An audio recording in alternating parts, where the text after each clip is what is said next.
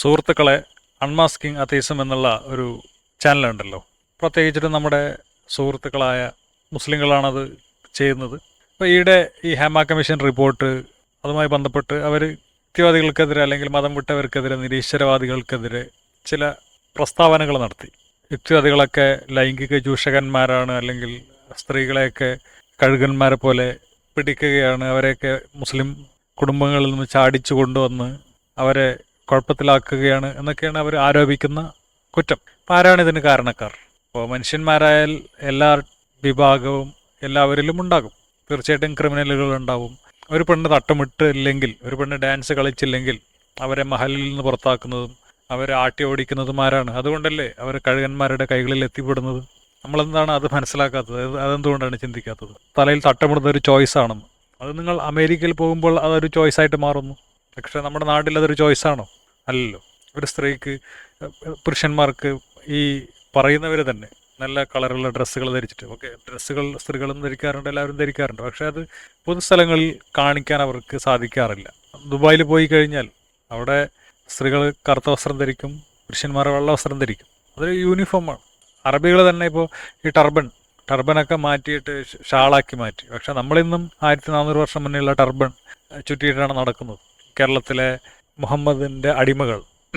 അപ്പോൾ ഈ മുഹമ്മദിൻ്റെ അടിമകൾ മനസ്സിലാക്കേണ്ട ഒരു കാര്യം, ഒരു പെണ്ണ് നന്നായിട്ട് വസ്ത്രം ധരിച്ചാൽ, അല്ലെങ്കിൽ അവൾ ഒരു സോഷ്യൽ മീഡിയയിൽ ഒരു ഡാൻസ് കളിച്ചാൽ, ഒരു പാട്ട് പാടിയാൽ അതിനെതിരെ ഉറഞ്ഞു തുള്ളുകയും ഒക്കെ ചെയ്യുമ്പോൾ തീർച്ചയായിട്ടും ചില സ്ത്രീകൾ വീട്ടിൽ നിന്നും ഓടിപ്പോകാൻ നിർബന്ധിതരാകും.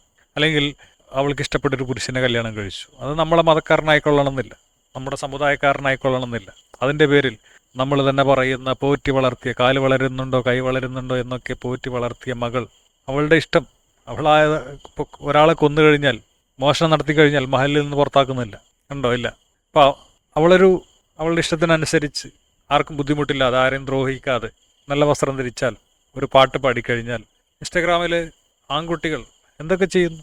അവരാരും മഹലിൽ നിന്ന് പുറത്താക്കുന്നുണ്ടില്ല. ഇപ്പോൾ താലിബാനിൽ തന്നെ, ഇപ്പോൾ അതിനെ പറ്റിയിട്ട് വേറെ തന്നെ വിഷയം ഞാൻ പറയുന്നുണ്ട്. അവിടെ സ്ത്രീകൾക്ക് പുറത്തു പോകാൻ പാടില്ല, പഠിക്കാൻ പാടില്ല, മ്യൂസിക് ഇല്ല, ഫോട്ടോ എടുക്കാൻ പാടില്ല. അതാണ് യഥാർത്ഥ ഇസ്ലാം. അങ്ങനെയുള്ള ഇസ്ലാം.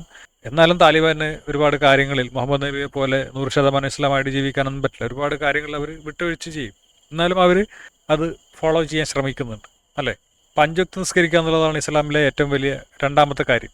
5 വക്ത് നിസ്കരിച്ചില്ലെങ്കിൽ, 1 വക്ത് 2 വക്ത് കള ആക്കി കഴിഞ്ഞാൽ, അതായത് 2 സമയത്ത് നിസ്കാരം കള ആക്കി കഴിഞ്ഞാൽ അവനെ തലവെട്ടണം എന്നാണ് 4 മദ്ഹബിൻ്റെ ഇമാമിങ്ങളും പറഞ്ഞിട്ടുള്ളത്. അപ്പോൾ അങ്ങനെയാണെങ്കിൽ എത്ര പേരെ തലവെട്ടണം? അപ്പോൾ ഇങ്ങനെയുള്ള പ്രശ്നങ്ങൾ കാരണമാണ് സ്ത്രീകൾക്ക് സ്വന്തം കുടുംബത്തിൽ നിന്നും, നിങ്ങൾ പറയുന്ന സംരക്ഷണയിൽ നിന്നും പുറത്തു പോകേണ്ടി വരുന്നത്. തീർച്ചയായിട്ടും സെക്സ് എന്ന് പറഞ്ഞാൽ പരസ്പര സമ്മതം തന്നെയാണ്. അതിന് ചില നിയന്ത്രണങ്ങളൊക്കെ ഉണ്ടാവേണ്ടതുണ്ട്. കാരണം എല്ലാത്തിലും ഗുണവും ദോഷങ്ങളൊക്കെ ഉണ്ട്. അയ്യൂബ് മൗലവി പറഞ്ഞ പോലെ, ഒരാൾക്ക് തെങ്ങിൽ നിന്ന് വീഴണമെങ്കിൽ തെങ്ങിൽ കയറണം.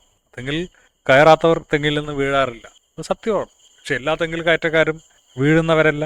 അങ്ങനെ വീഴുമെന്ന് വിചാരിച്ചിട്ട് തെങ്ങിൽ കയറാതിരുന്നിട്ടും കാര്യമില്ല. ചില റിസ്കുകളൊക്കെ എല്ലാ കാര്യങ്ങളിലും ഉണ്ട്. അപ്പം എനിക്ക് തോന്നുന്നത് എന്താണെന്ന് വെച്ച് കഴിഞ്ഞാൽ, മനുഷ്യന്മാരാണ്, ആഗ്രഹങ്ങളും വിചാരങ്ങളും ഒക്കെ ഉണ്ടാകും. അവരെ സ്വർഗം എന്നുള്ള അള്ളാഹുവിൻ്റെ കവായിബ, അത്രാബ, 5 സ്റ്റാർ അല്ലെങ്കിൽ 7 സ്റ്റാർ വേശ്യാലയം കാണിച്ച് മോഹിപ്പിച്ചിട്ടോ നരകം കാണിച്ച് ഭയപ്പെടുത്തിയിട്ടോ കാര്യമില്ല. അപ്പോൾ അവർ അവരുടെ ടീനേജ് സമയങ്ങളിൽ എക്സ്പ്ലോറേഷൻ നടത്തട്ടെ.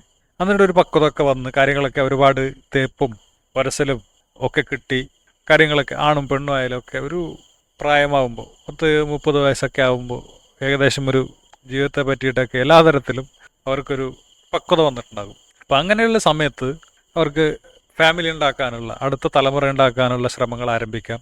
തീർച്ചയായിട്ടും അടുത്ത തലമുറ ഉണ്ടാക്കുക എന്നുള്ളത് വളരെ ഉത്തരവാദിത്തമേറിയ ഒരു മനുഷ്യ കടമയാണ്. കുട്ടികളുണ്ടാക്കണം, കല്യാണം കഴിക്കണം, കുട്ടികളുണ്ടാക്കണം. ആ കുട്ടികളെ നല്ല രീതിയിൽ വളർത്തണം. നമ്മളങ്ങനെ വളർത്തിയില്ലെങ്കിൽ, ബോധം ഉദിച്ചവർ അങ്ങനെ വളർത്തിയില്ലെങ്കിൽ അവിടെ കാടന്മാരാണ് കുട്ടികളെ വളർത്തുക. അപ്പോൾ വീണ്ടും ലോകം പഴയ പടി തന്നെയാകും. യൂറോപ്പിൽ എല്ലാം ഓവറായി, ഒന്നുകിൽ ആശാന്റെ നെഞ്ചത്ത് അല്ലെങ്കിൽ കളരിക്ക് പുറത്തുനിന്നുള്ള അവസ്ഥയാണ്. അപ്പോൾ ഓവറായി കഴിഞ്ഞാൽ വീണ്ടും ആൾക്കാർക്ക് മതത്തിലോട്ട് തിരിച്ചു വരാൻ തോന്നും. ഓവറായിട്ടുള്ള എന്തും അവസാനം മടുപ്പുണ്ടാക്കും, അത് ജീവിത വിരക്തി ഉണ്ടാക്കും. അത് പിന്നെ മദ്യത്തിലേക്കും മയക്കുമരുന്നിലേക്കും മതത്തിലേക്കും ഒക്കെ മനുഷ്യരടുപ്പിക്കും. ഓക്കെ, മദ്യവും മയക്കുമരുന്നൊക്കെ ശാരീരികമായിട്ട് ഒരുപാട് കുഴപ്പങ്ങളുണ്ടാക്കുന്ന, ദ്രോഹങ്ങളുണ്ടാക്കുന്ന സംഗതിയാണ്. പക്ഷെ മതം എന്ന് പറയുന്നത് സാമൂഹികമായിട്ട് വലിയ ദ്രോഹങ്ങൾ ഉണ്ടാക്കുന്ന സംഗതിയാണ്. അപ്പോൾ നമ്മൾ എന്ത് ചെയ്യുക? കുറച്ച് എല്ലാം കൺട്രോൾ ചെയ്യണം. ലഹരി ആയാലും പരസ്ത്രീ പുരുഷ ബന്ധമായാലും ഒക്കെ ഫാമിലി ഉണ്ടെങ്കിൽ ആ ഫാമിലിയുടെ കെട്ടുറപ്പിനെ ബാധിക്കാത്ത തരത്തിൽ ചെയ്യണം.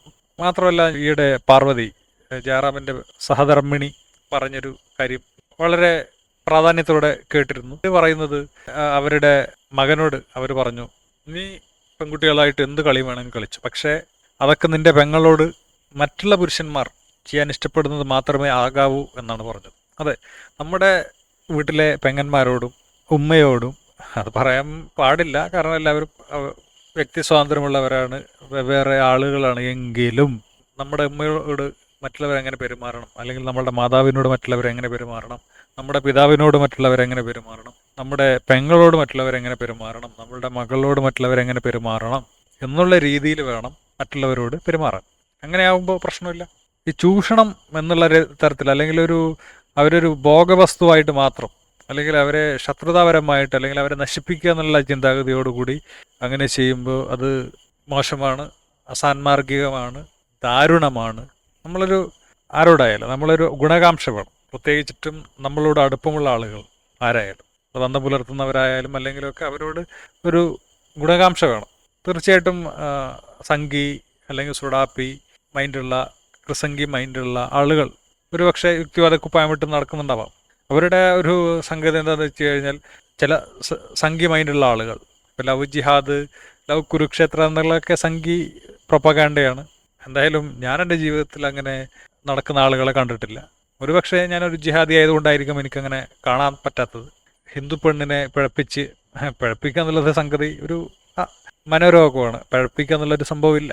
12 സ്ത്രീകളുമായിട്ട് വൈവാഹിക ബന്ധം അല്ലെങ്കിൽ ശാരീരിക ബന്ധം പുലർത്തിയ മുഹമ്മദ് പിഴച്ചവനല്ല. 16,000 സ്ത്രീകളുമായി ശാരീരിക ബന്ധം പുലർത്തിയ കൃഷ്ണൻ പിഴച്ചവനല്ല. എന്നും കെട്ടിക്കൊണ്ടേയിരിക്കുകയും തൻ്റെ പ്രതിപുരുഷന്മാരായ അച്ഛന്മാരെ കൊണ്ട് തൻ്റെ ഭാര്യമാരുടെ ലൈംഗിക ആഗ്രഹങ്ങൾ സാധിപ്പിച്ചു കൊടുക്കുകയും ചെയ്യുന്ന യേശുവും നമുക്ക് പിഴച്ചവരാണെന്ന് പറയാൻ കഴിയില്ല. പിഴപ്പിക്കുക എന്നുള്ള ചിന്താഗതി എന്ന് പറയുന്ന ഒരു മനോരോഗമാണ്. അങ്ങനെയുള്ള മനോരോഗികൾ, മതം വിട്ട പെണ്ണ് അല്ലെങ്കിൽ അവരെ അങ്ങനെ ആ രീതിയിൽ പെരികേറ്റി മുതലെടുക്കാൻ ചിലപ്പോൾ ശ്രമിച്ചിട്ടുണ്ടാവാം. പലരും മുഖം കാണിക്കാതെയാണ് സോഷ്യൽ മീഡിയയിലേക്ക് വരുന്നത്. അപ്പോൾ അവരുടെ ഒരു ചിന്താഗതി, മുഖം കാണിക്കുന്നവർക്ക് എപ്പോഴും റിസ്ക്കാണ്, ആരും നല്ലവരൊന്നുമല്ല. അപ്പോൾ നമ്മളെന്തുകൊണ്ടാണ് നിയമങ്ങൾ ഉണ്ടാക്കിയിട്ടുള്ളത്? മനുഷ്യന്മാരൊന്നും നല്ലവരല്ലാത്തതുകൊണ്ടാണ്. അപ്പോൾ ഇപ്പോൾ ഹേമ കമ്മിറ്റി റിപ്പോർട്ട് ചർച്ചയാകുന്നതും അതിപ്പോൾ പ്രതികളെ ശിക്ഷിച്ചാലും ഇല്ലെങ്കിലുമൊക്കെ അതൊക്കെ സമൂഹത്തിലൊരു അവബോധം ഉണ്ടാക്കും. നമ്മളിങ്ങനെ ഒരു പൊതുസ്ഥലത്താണ് നിൽക്കുന്നത്, ഇവിടെ എന്തെങ്കിലും അരുതായ്മ കാണിച്ചാൽ പ്രശ്നമാണെന്നുള്ളൊരു ബോധം മനുഷ്യന്മാർക്ക് ഉണ്ടാകണം. അപ്പോൾ ഈ ഫേക്ക് ഐഡിയിൽ വന്നിട്ടും അങ്ങനെയുള്ള പല ഐഡിയകളിൽ ജീവിച്ച് മറ്റുള്ളവരെ മുതലെടുക്കാൻ, അപ്പോൾ ഇതിന് വേണ്ടിയിട്ട് എക്സ്പ്ലോറേഷൻ ഫ്രീ ആയിട്ട്, ഇപ്പോൾ നമ്മൾ ദുബായിലൊക്കെ കാശ് കൊടുത്തിട്ട് വേണം ഇവയൊക്കെ കാര്യങ്ങളൊക്കെ ചെയ്യാൻ. അപ്പോൾ ഇത് ഫ്രീ ആയിട്ട് കിട്ടുമെങ്കിൽ എന്നുള്ള രീതിയിൽ ആളുകൾ അങ്ങനെ സോഷ്യൽ മീഡിയയിൽ വരാറുണ്ട്. അപ്പോൾ യുക്തിവാദികൾ മാത്രമല്ല, എല്ലാ ടൈപ്പ് ആളുകളും ഉണ്ട്. അപ്പോൾ ഈ സംഘി സുഡാപ്പി മൈൻഡ് പിഴപ്പിക്കുക എന്നുള്ള രീതിയിൽ ചിലപ്പോൾ, അല്ലെങ്കിൽ ചിലർ വിചാരിക്കുന്നത് ഒരാൾ യുക്തിവാദി ആയി എന്ന് വിചാരിച്ചു കഴിഞ്ഞാൽ പിന്നെ പ്രത്യേകിച്ച് സ്ത്രീകളെ ആളുകൾ കാണുന്നത് വേറൊരു തരത്തിലാണ്.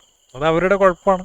നമ്മൾ ക്രൈം റേറ്റ്, പോലീസിൻ്റെ റെക്കോർഡ്സ് നോക്കിക്കഴിഞ്ഞാൽ, അല്ലെങ്കിൽ നമ്മുടെ നാട്ടിലെ തന്നെ അങ്ങോട്ടും ഇങ്ങോട്ടൊക്കെ നോക്കിക്കഴിഞ്ഞാൽ ഇതൊന്നും യുക്തിവാദികളുടെ തലയിൽ വെക്കേണ്ട കാര്യമൊന്നുമില്ല. ഇതിലൊക്കെ എല്ലാവരും ചെയ്യുന്നതാണ്. അപ്പോൾ ഇത് അവിടെ പ്രശ്നമാകുന്നത് ചൂഷണം ചെയ്യപ്പെടുമ്പോഴാണ്, വഞ്ചിക്കുമ്പോഴാണ്. അത് ഏത് രീതിയിലുള്ള വഞ്ചന ആയി കഴിഞ്ഞാലും ഒക്കെ പ്രശ്നമാണ്. മാത്രമല്ല അവരെ മറ്റു രീതിയിൽ കാണുക. അപ്പോൾ ഇതൊക്കെയാണ് ഒരു മെയിനായിട്ടുള്ള ഒരു പ്രശ്നം. അതൊക്കെ ഒരു മതചിന്താഗതിയാണ്. അതായത് മറ്റുള്ള സ്ത്രീകളെ അടിമയാക്കി പിടിച്ചുകൊണ്ട് വന്നിട്ട് മുസ്ലിമാക്കുക. ഇപ്പോൾ മുഹമ്മദ് സഫിയ എന്താ ചെയ്തത്? ഒരു ജൂത സ്ത്രീയെ പിടിച്ചുകൊണ്ട് വന്നിട്ട് മുസ്ലിമാക്കുകയാണ് ചെയ്യുന്നത്. എം അക്ബറൊക്കെ അതിനെ ന്യായീകരിക്കാറുണ്ട്. ഒരു ജൂത സ്ത്രീയെ കല്യാണം കഴിച്ചു, അതുകൊണ്ട് സൗഹാർദ്ദം ഉണ്ടാകുന്നു. അതെന്ത് ന്യായമാണ്? ഇപ്പോൾ സംഘികൾ എന്ത് ചെയ്യുന്നു? ഒരു മുസ്ലിം സ്ത്രീയെ പിടിച്ചുകൊണ്ട് പോയി പറയുകയാണ് ബലമായിട്ട്, ഒന്നുകിൽ നീ ഹിന്ദു ആവണം, അല്ലെങ്കിൽ നിനക്ക് മുസ്ലിമായിട്ട് തുടരാണെങ്കിൽ നീ അടിമയായിരിക്കും, അല്ലെങ്കിൽ നീ ഹിന്ദു ആവുകയാണെങ്കിൽ നിനക്ക് ഞാൻ ഭാര്യ പദവി തരാം. തീർച്ചയായിട്ടും അതൊരു ജനാധിപത്യമൊന്നുമല്ല, ഹൈന്ദവരുടെ കാടൻ നിയമമാണെങ്കിൽ ആ സ്ത്രീക്ക് മറ്റൊരു വഴിയില്ല. അപ്പം എന്ത് ചെയ്യും? ആ സ്ത്രീ ഓക്കെ സമ്മതിക്കും. എന്നിട്ട് നിങ്ങളുടെ മുന്നിലൂടെ നിങ്ങളുടെ പെങ്ങളും അല്ലെങ്കിൽ നിങ്ങളുടെ മഹലിലുള്ള നിങ്ങളറിയുന്ന ഒരു സ്ത്രീ, ഒരു മുസ്ലിം സ്ത്രീ നിങ്ങളുടെ മുന്നിലൂടെ കുറിയും സിന്ദൂരമൊക്കെ ഇട്ടിട്ട് ഒരു സംഘി നേതാവിൻ്റെ ഭാര്യയായിട്ട് നടന്നു പോകുന്നത് കണ്ടാൽ നിങ്ങൾക്ക് ഹിന്ദുക്കളോട് സൗഹൃദമാണ് ഉണ്ടാവുക? അല്ല. അങ്ങനെയുള്ള കാര്യങ്ങൾ മുഹമ്മദ് നബിക്ക് പണ്ട് ചെയ്തു വെച്ചതുകൊണ്ട് ഈ അക്രമം, മറ്റുള്ള സ്ത്രീകളെ അവരുടെ ചാരിത്രം കവരുക, ഇതൊക്കെ ഒരു യുദ്ധ സ്ട്രാറ്റജി ആയിരുന്നു പഴയ കാലത്തെ കാടന്മാരുടെ. അപ്പം ആ സ്ട്രാറ്റജിയൊക്കെ മാറി. ഇന്ന് സ്ത്രീകൾ തന്നെ ഇങ്ങനെയുള്ള അലവലാദികളൊക്കെ നന്നായിട്ട് മുതലെടുത്ത് വിടുന്നുണ്ട്. കാലം മാറിപ്പോയി. അപ്പം ഇങ്ങനെയുള്ള പഴയ പ്രാകൃത ചിന്താഗതിക്കാരൊക്കെ ഉള്ള ആളുകൾ അവരുടെ വലയിൽ ചിലപ്പോൾ ഏതെങ്കിലും പാവങ്ങൾ വീണ് പോയേക്കാം. ഇന്നത്തെ പെൺകുട്ടികളൊന്നും അങ്ങനെ വീഴാൻ പാടില്ലാത്തതാണ്. കാരണം ഭയങ്കര ഷാർപ്പാണ്. അവർക്ക് നമ്മൾ വാല് പൊക്കുമ്പോൾ തന്നെ അറിയാം ഇത് എങ്ങോട്ടാണ് വാല് പൊക്കുന്നത് എന്നൊക്കെ. അപ്പോൾ അവരും നമ്മളെപ്പോലെ തന്നെ മനുഷ്യരാണ്. അപ്പോൾ അവർക്കും ആണിൻ്റെയും പെണ്ണിൻ്റെയും ആസ്വാദന രീതികളൊക്കെ വ്യത്യാസമുണ്ടെന്ന് പറയുന്നു. ഇപ്പോൾ മുഹമ്മദ് നബി പറഞ്ഞിരിക്കാൻ പറയുന്നത് എന്തുകൊണ്ടാണ്? മുഹമ്മദ് നബിക്ക് മറ്റുള്ള സമുദായങ്ങൾ, നമ്മുടെ മറ്റുള്ള സമുദായത്തിലെ സ്ത്രീകൾ മുസ്ലിങ്ങളെ ഇങ്ങനെ യുദ്ധം ചെയ്ത് വിജയിച്ചു കഴിഞ്ഞാൽ പിടിച്ചോണ്ട് പോകരുത്, കാരണം അവർ മുന്നേ നോക്കി വെക്കുമല്ലോ. അപ്പം അങ്ങനെയുള്ള സംഭവങ്ങൾ ഇന്നും ഇന്ത്യയിലൊക്കെ ഉണ്ടാവാറുണ്ട്. ഒരു കലാപങ്ങളൊക്കെ നടന്നു കഴിഞ്ഞാൽ ബലാത്സംഗം ചെയ്യുക. ഈയിടെ തന്നെ ബൽക്കിസ് ബാനുവിൻ്റെ കേസിൽ തന്നെ ബലാത്സംഗ കേസിൽ, അതും ബ്രാഹ്മണരാണ് ആ കേസിൽ ശിക്ഷിക്കപ്പെട്ടിട്ട്. ഹിന്ദുക്കൾ വളരെ ഒന്നും ചെയ്യാത്ത, ഇറച്ചി കഴിച്ചാലൊക്കെ ആക്രമണ സംഭവം ഉണ്ടാകുന്നതാണല്ലോ പറയുന്നത്. അപ്പോൾ ഈ വെറും പുല്ല് മാത്രം തിന്ന് ജീവിച്ചിരുന്ന ഈ സാത്വികരായ ബ്രാഹ്മണനാണ് ഈ ബലാത്സംഗം ചെയ്തിട്ട്. അവർ 16 വർഷം കഴിഞ്ഞ്, ആ പാവങ്ങളാണ്. ഇപ്പോൾ ഒരാൾ 16 വർഷം കഴിഞ്ഞ് ജയിലിൽ നിന്ന് ഇറങ്ങുമ്പോൾ അയാൾ പിന്നെ രണ്ടാമതൊരു തെറ്റ് ചെയ്യാൻ മെനക്കെടുമെന്ന് എനിക്ക് തോന്നുന്നില്ല. എൻ്റെ കാര്യം തന്നെ, ഞാൻ 2 വർഷം ജയിലിൽ കിടന്നപ്പോൾ തന്നെ ഞാൻ ഒരുപാട് പുറകിലോട്ട് പോയി. അതൊക്കെ തിരിച്ചു പിടിക്കാൻ എനിക്ക് ടൈം എടുത്തു. അവരെ രാഷ്ട്രീയ ലാഭത്തിന് വേണ്ടിയിട്ട്, മറ്റുള്ള ഹിന്ദുക്കളെ സന്തോഷിപ്പിക്കാൻ വേണ്ടിയിട്ട് BJPക്കാർ ആഘോഷിച്ചു. റോഡ് ഷോ നടത്തിയിട്ട് മാലയൊക്കെ ഇട്ടിട്ട് ഇവിടെ എന്തോ വേൾഡ് കപ്പ് ജയിച്ചിട്ട് കപ്പെടുത്തുകൊണ്ട് വന്ന പോലെയാണ് ആഘോഷം. ഇതൊക്കെ ക്രിമിനലാണ്. അവരുടെ ശിക്ഷ കഴിഞ്ഞു. ഓക്കെ, ജീവപര്യന്തം എന്ന് പറഞ്ഞു കഴിഞ്ഞാൽ 16 വർഷം കഴിഞ്ഞാൽ ഒരുത്തനെ വിടേണ്ടതാണ്. 16 വർഷം ഒന്നും വെക്കേണ്ട കാര്യമില്ല. അവനവൻ്റെ ജീവിതമായിട്ട് ആ മൂലക്ക് അങ്ങ് പോയിക്കോട്ടെ എന്ന് വിചാരിക്കും. അങ്ങനെ അവരെ വിട്ടാൽ മതിയായിരുന്നു, ഒരു കുഴപ്പമില്ല. ആർക്കും അറിയുന്നില്ല. അപ്പം ഇങ്ങനെയുള്ള ആളുകൾ എല്ലാ സ്ഥലത്തും ഉണ്ടാകും. അത് യുക്തിവാദികളിലും അങ്ങനെ നാട്യക്കാരുണ്ടാവാം, ഒറിജിനലൊന്നും അല്ല. ഇങ്ങനെ പെണ്ണ് പിടിക്കാൻ വേണ്ടിയിട്ട് ഒക്കെ, പ്രത്യേകിച്ചിട്ടും പെണ്ണ് പിടിക്കുക എന്നുള്ളതല്ല, മറ്റുള്ള സമുദായത്തിലെ സ്ത്രീകളെ നശിപ്പിക്കുക എന്നുള്ള, പിഴപ്പിക്കുക എന്നുള്ള രീതിയിൽ ഉള്ള ആളുകൾ അങ്ങനെയും ഉണ്ടാവാം. എന്നാലും അതൊക്കെ ഒരു മനോരോഗമാണ്. ഇന്നത്തെ കാലത്തെ സ്ത്രീകളും പെൺകുട്ടികളൊക്കെ അതൊക്കെ തിരിച്ചറിയാൻ പാകപ്പെട്ടവരാണ്. അതിൻ്റെ പേരിൽ യുക്തിവാദം മോശമാണെന്നും ആരും പറഞ്ഞു വരേണ്ടതില്ല. അതിനേക്കാളൊക്കെ എത്രയോ പ്രശ്നങ്ങൾ, കാർ ഗ്രഹിക്കപ്പെടുകയാണെങ്കിൽ അത് ഒരു യുക്തിവാദി ആയതുകൊണ്ട് നന്നായി കളയാം, അങ്ങനെയൊന്നും ആരും വിചാരിക്കരുത്. ഇപ്പം ഞാൻ നല്ലവനാണ് ഒന്നുമില്ല. ഞാൻ നിങ്ങളോട് ഒരു കാര്യമേ പറയുന്നുള്ളൂ. നിങ്ങൾ ബോധവാന്മാരായിരിക്കുക, ആരെയും വിശ്വസിക്കാതിരിക്കുക, എല്ലാവരെയും സംശയദൃഷ്ടിയോടുകൂടി കാണുക, ഒന്നും നിവർന്നു നിൽക്കുക. എല്ലാവരും തുല്യർ, എല്ലാവരും സഖാക്കൾ, സഹാബാക്കൾ, അനുചരർ, സമത്വം താഴെയുമല്ല മേലെയുമല്ല, എല്ലാവരും സമത്വ സുന്ദരമായ ഒരു ജീവിതം ജീവിക്കുക. എൻ്റെ ഒരു അഭിപ്രായത്തിൽ ഞാൻ വഞ്ചിക്കപ്പെട്ട് കഴിഞ്ഞാൽ അതിൻ്റെ മെയിൻ ഉത്തരവാദിത്വം എനിക്കാണ്. ആ രീതിയിൽ നമ്മളെന്തിന് അവനെ വിശ്വസിച്ചു എന്നുള്ളതാണ് ഒരു കാര്യം. ഈ അബ്ദുൽ ഖാദർ എന്ന് ഞാൻ നല്ലവനാണെന്ന് ഞാൻ ഒരിക്കലും പറയില്ല. അപ്പോൾ ഈ നമ്മൾ സമൂഹത്തെ ബോധ്യപ്പെടുത്തുന്നത് എന്താണ്? അങ്ങനെ നല്ലവരായിട്ട് ആരുമില്ല. അപ്പോൾ നമുക്ക് മറ്റുള്ളവരോട് വിഷമം വരില്ല, മറ്റുള്ളവരാൽ വഞ്ചിക്കപ്പെടില്ല. അപ്പോൾ ഖാദർ ഒരു നല്ലവനാണെന്ന് നിങ്ങൾ മനസ്സിലാക്കിയിട്ട് എൻ്റെ അടുത്ത് വന്നാൽ നിങ്ങൾ ചിലപ്പോൾ വഞ്ചിക്കപ്പെടും. പക്ഷെ ഖാദർ ഒരു മനുഷ്യനാണ്, നമ്മളെപ്പോലെ തന്നെ, എല്ലാവരെയും പോലെ തന്നെ തെറ്റുകളും കുറ്റുകളും ആഗ്രഹങ്ങളും എല്ലാം ഉള്ള എന്നെ പോലത്തെ ഒരു മനുഷ്യനാണ്. അപ്പോൾ ഞാൻ ചിന്തിക്കും പോലെ ചിന്തിക്കുന്ന ആളാണ് എന്ന് മനസ്സിലാക്കിയിട്ട് നിങ്ങൾ ഖാദറിനോട് ഇടപഴകുക.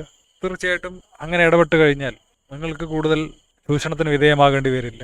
ഈ മതം പറയുന്ന പോലെ കുനിഞ്ഞു നിൽക്കുക എന്നുള്ളത് മതത്തിൻ്റെ ഒരു ആചാരമാണ്.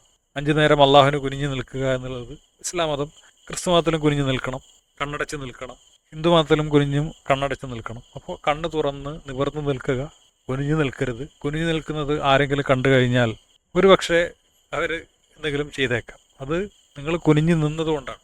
ഏത് മതമായാലും അതിനെ നമ്മൾ എതിർക്കുന്നത് മനുഷ്യരുടെ ഇടയിൽ ചെറിയ ആളുകളും വലിയ ആളുകളും ഉണ്ട് എന്ന് തെറ്റിദ്ധരിപ്പിക്കുന്നതിനാലാണ്. ഇപ്പോൾ ഇസ്ലാം മതം അറബികളെ മറ്റുള്ളവരെക്കാൾ മഹാന്മാരാക്കാൻ വേണ്ടി ഉണ്ടാക്കിയ ഒരു സാധനമാണ്. അത് വേറൊരു വീഡിയോയിൽ ഞാൻ പറയാം, അല്ലെങ്കിൽ നിങ്ങൾക്കത് മനസ്സിലായിട്ടുണ്ടാകാം. തങ്ങന്മാർ, സയ്യിദ്, അഹ്ലു ബൈത്ത്, ഇബ്രാഹിം, ഒരു വേള നിസ്കരിക്കുമ്പോൾ തന്നെ അല്ലാഹു സ്വല്ലി അലാ സയ്യിദിനാ മുഹമ്മദിൻ വഅലാ ആലി സയ്യിദിനാ മുഹമ്മദിൻ ബാരിക് അലാ മുഹമ്മദിൻ കമാ ബാറക്ത അലാ ഇബ്രാഹിം വഅലാ ആലി. അത് ഇബ്രാഹിമിൻ്റെ മക്കളും മുഹമ്മദിൻ്റെ ആലും ഇബ്രാഹിമിൻ്റെ കൂട്ടക്കാരും മുഹമ്മദിൻ്റെ കൂട്ടക്കാരൊക്കെ വലിയവരാണ് എന്നാണ് അതിലൂടെ നമ്മൾ മനസ്സിൽ കോറിയിടുന്നത്. ക്രിസ്ത്യാനികളുടെ അടുത്ത് പോയി കഴിഞ്ഞാൽ ഇസ്രായേൽ നാഥൻ എന്ന് പറഞ്ഞ ജൂതന്മാർക്ക് എന്തോ ഒരു പവർ ഉണ്ടെന്നാണ് ക്രിസ്ത്യൻ പൊട്ടന്മാർ വിചാരിക്കുന്നത്. ഹിന്ദു പൊട്ടന്മാർ ബ്രാഹ്മണന് എന്തോ ഉണ്ട് എന്നാണ് അവർ വിചാരിക്കുന്നത്. സ്ത്രീകൾ പുരുഷനേക്കാളും താഴ്ന്നവരാണ് എന്നുള്ളൊരു ചിന്താഗതി വെച്ച് പുലർത്തുന്ന മതവിശ്വാസികളുണ്ട്, പട്ടന്മാരുണ്ട്. അപ്പോൾ അതൊന്നുമില്ലാത്ത, ചൂഷണമില്ലാത്ത, അസമത്വമില്ലാത്ത ഒരു ലോകം, അതാണ് യുക്തിവാദം പ്രൊമോട്ട് ചെയ്യുന്നത്. എല്ലാത്തിനെയും യുക്തി കൊണ്ട്, തലച്ചോറ് കൊണ്ട് ചിന്തിച്ച് മനസ്സിലാക്കി പ്രവർത്തിക്കുക എന്നുള്ളതാണ് യുക്തിവാദം കൊണ്ട് ഉദ്ദേശിക്കുന്നത്.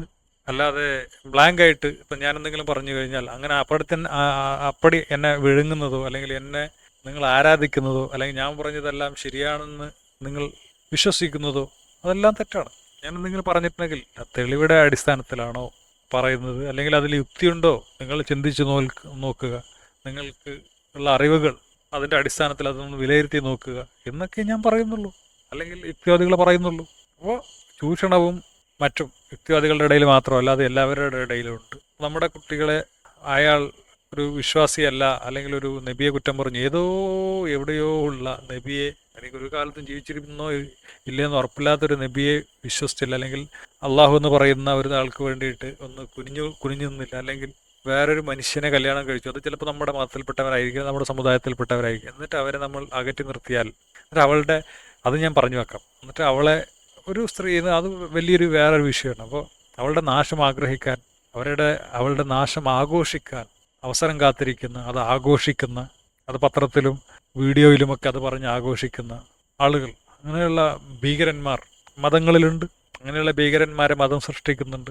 ഞാനത് വളരെ വിഷമത്തോടു കൂടി നോക്കി നിന്നിട്ടുണ്ട്. അപ്പോൾ അങ്ങനെയുള്ള കാര്യങ്ങളിൽ നിന്നൊക്കെ ആദ്യം മുക്തരാവുക എന്ന് പറഞ്ഞുകൊണ്ട് നിർത്തുകയാണ്. അപ്പോൾ ശരി.